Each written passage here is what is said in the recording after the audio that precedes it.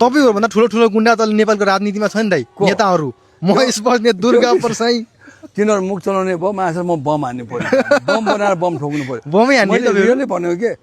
मैले भन्छु के भने हामीले राजा चाहिन्छ हामीलाई होइन राजालाई थाप्न गर्ने हो राजालाई हामीले फेरि उद्धार गर्ने यो चाहिँ कन्फर्म कुरा हो तर मलाई चाहिँ स्पेसली मैले आर्मी सम्पूर्ण आर्मीलाई र सम्पूर्ण पुलिस फोर्सलाई सशस्त्र पुलिस फोर्सलाई मेरो अनुरोध छ एक दिन मलाई छोडिदिनु म यो सबलाई टलाइन्छु खोज्नै परेन फेरि गुण्डा राज चलाउने देशमा होइन एक दिन मात्रै